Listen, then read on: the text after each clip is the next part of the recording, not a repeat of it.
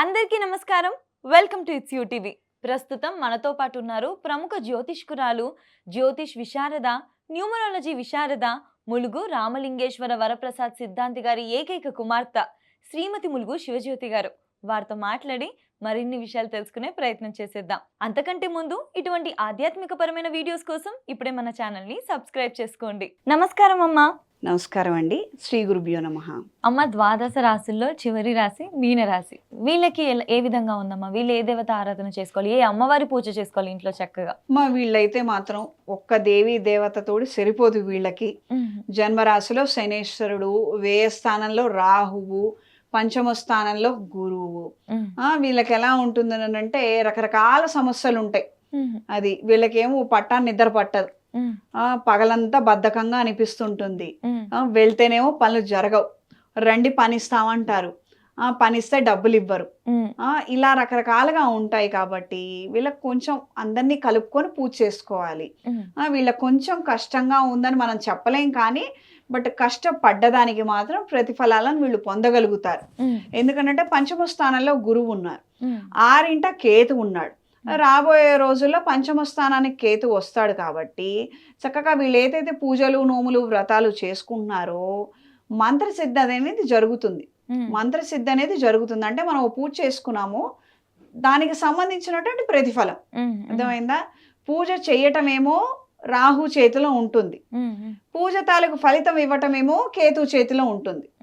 Simple గా మనకు అర్థమయ్యే భాషలో బాగా పూజ చేస్తారు వీళ్ళు, ప్రసాదం మాత్రం పెట్టరు.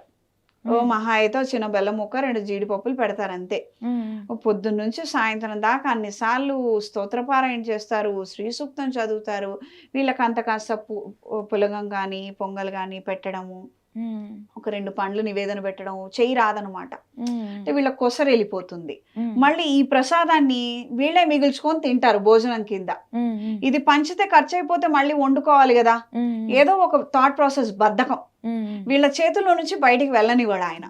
ఇది ఒక సమస్య అనమాట. కాబట్టి ఈ ఒక్కటి పాయింట్ దృష్టిలో ఉంచుకొని పూజ చేయడము, ప్రసాదం తినడము, ప్రసాదం పంచడం, ఇది మాత్రం వీళ్ళు ఫాలో అవ్వాలి.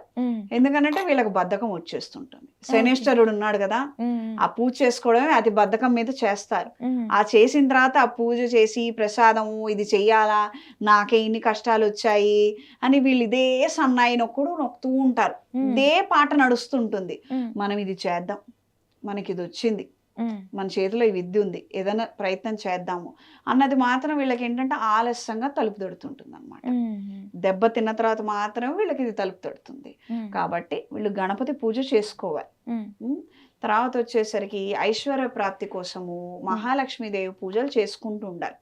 ఇప్పుడు ఆషాఢ మాసంలోనుకో విజయదుర్గ హోమం చేసుకోవడము, లేదా అలాంటి పూజలు జరుగుతుంటే సంకల్పం అన్న చెప్పించుకోవడము, శ్రావణ మాసంలో వరలక్ష్మి వ్రతం చేసుకోవడము, తర్వాత గురుబలం పెరగడం కోసం మంగళవారం రోజున గౌరీదేవి పూజ చేసుకోవడము. అంటే ఇలా చెప్తుంటే ఎంతో పూజలు అనిపిస్తుంది, కానమ్మా నువ్వు చేసుకున్నావు అనుకో 15 నిమిషాలకు మించి పట్టదు రోజు. ఓకే, రోజు ఎలా అయితే మనం ఆఫీస్కి వెళ్ళిపోతాము చాలా సునాయాసంగా, అలానే పూజ కూడా ఇంట్లోనే చేసేసుకోవచ్చు, ఇబ్బంది ఏం లేదు. నీకు కొంచెం ప్రాబ్లం ఎక్కువగా ఉందనుకో అప్పుడు గుడికి వెళ్ళి అప్పుడు ఏదైనా హోమం చేయించుకో. మహాలక్ష్మి హోమం తిరుగులేదు, అది చేసుకోవాలి. అలానే ఏలినట్స్ అని నడుస్తోంది కదా, శనివారం రోజున శనికి తైలాభిషేకం చేయించుకోవాలి. శనివారం వీళ్ళకి 99% వీళ్ళకి కుదరదు. వీళ్ళకి ఏదో అమాంతం ఆ రోజే అంత ఇబ్బంది అంతా ఉంటుంది, వెళ్ళనివ్వకుండా ఆయన అడ్డం పడతాడు. ఆయన ఏమైనా పిచ్చి మనిషా, నువ్వు వచ్చి వరం అడిగితే వరం ఇవ్వాలి కదా పాపం, ఆయన ధర్మం ఆయన పాటించాలి, ధర్మానికి కట్టుబడ్డ వ్యక్తి. కాబట్టి నువ్వు వెళ్ళి పూజ చేసి కొబ్బరికాయ కొట్టి అడిగితే ఆయన ఇవ్వాలి, ధర్మం అదే కదా. ఏదన్నా కానీ 10 ఇస్తావా, రూపాయి ఇస్తావా రెండో విషయం.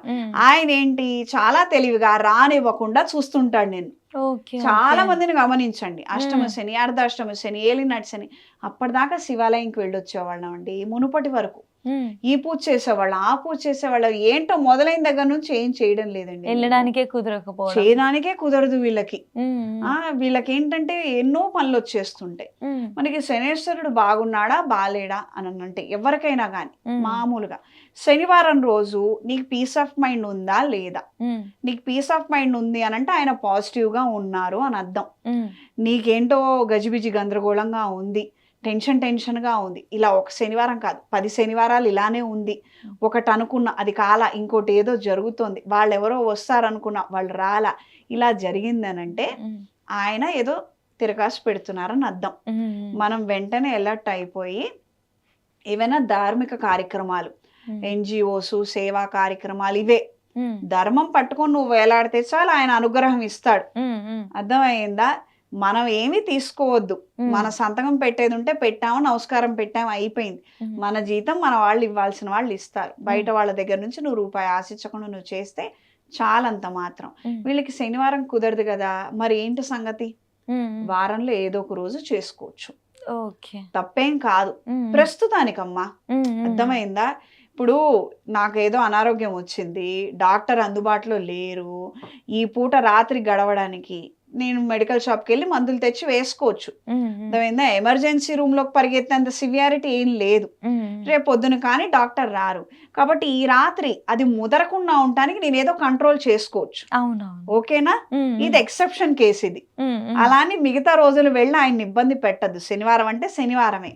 ఎవరికైతే శనివారం తీరుబడికి లేదో, ఎవరైతే వెళ్ళలేకపోతున్నారో వాళ్ళు వారంలో ఏదన్నా రోజు వెళ్ళి చేసుకోండి, అంతవరకు.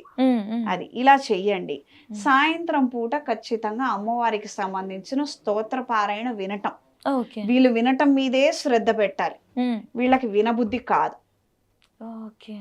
వీళ్ళు మీనరాశి వాళ్ళు ఎలా ఉంటారనంటే అనర్గళంగా మాట్లాడతారు. మినిస్టర్లు, కౌన్సిలింగ్, లేకపోతే ఫిజియోథెరపీ, తర్వాత కౌన్సిలర్స్ ఉంటారు కదా, ఫ్యామిలీ కౌన్సిలింగ్, తర్వాత అడ్వైజరీ కమిషన్, టీచర్స్ చక్కగా చెప్తారు.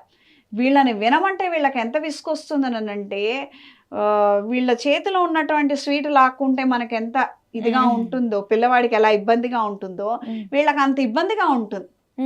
శనేశ్వరుడు ప్రభావం ప్రతికూలంగా ఉన్నప్పుడు, ఆయన ఫుల్గా ఎనర్జీ ఇస్తున్నప్పుడు, ఏలినాటి శని కావచ్చు, అష్టమ శని, అర్ధాష్టమ శని, శని మహాడదశ, శని అంతర్దశ, వీళ్ళకి వినటానికే ఓపిక ఉండదు. మొన్నటి దాకా బానే ఉన్నాడు రా, బానే విన్నాడు నేను చెప్పిందంతా. ఇప్పుడు నేను చెప్తుంటే ఏంటో వినిపించుకోవట్లా, చెప్పాక ఆగిపో, నాకు తెలుసంతా. ఇలా ఉంటుంది వీళ్ళకి మెంటాలిటీ. పాపం వాళ్ళకి తెలీదు, వాళ్ళని తప్పు పట్టడానికి లేదు. వాళ్ళకి ఆ హియరింగ్ అనేది ఓపిక తగ్గించేస్తాడు ఆయన. ఇది చాలా మైన్యూట్ గా, ఆయన చాప కింద నీరంటాను చూడు, ఆయన అలా చేసుకొస్తారు. వీళ్ళు ఏంటంటే, వీళ్ళు తెలుసుకొని విచక్షణతో, ఇప్పుడు ఈ వీడియో చూసిన తర్వాత వీళ్ళు చేయాల్సింది ఓపికగా ఎదుటి వాళ్ళు ఏం చెప్తే అది వింటాం. పాటించమని నేను చెప్పట్లా ఇక్కడ, ఫస్ట్ విను అంతే. మంచో చెడో స్నేహితుడు ఓ ఉచిత సలహా ఇస్తున్నాడు, విను చాలంతే. పాటిస్తే పాటించు, లేకపోతే లేదు. నీకు అవసరం అనిపిస్తే చెయ్యి, అనవసరం అనిపిస్తే వదిలే, కానీ నువ్వు విను. వింటే ఆ శనేశ్వరుడు ప్రతికూల ప్రభావం పోయి అనుకూల మార్పులు ఆయనే ఇస్తాడు.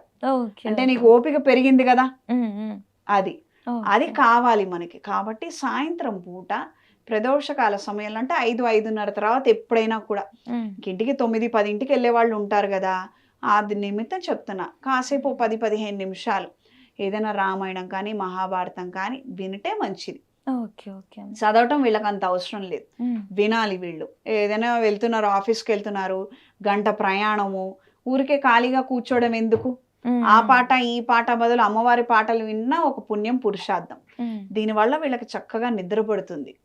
లోపల జరుగుతున్నటువంటి అనారోగ్యానికి సంబంధించినటువంటి యాసిడ్ రిఫ్లక్సెస్ కావచ్చు, ఇండైజెషన్ ఎక్కువ ఉంటుంది వీళ్ళకి, అది తగ్గుతుంది.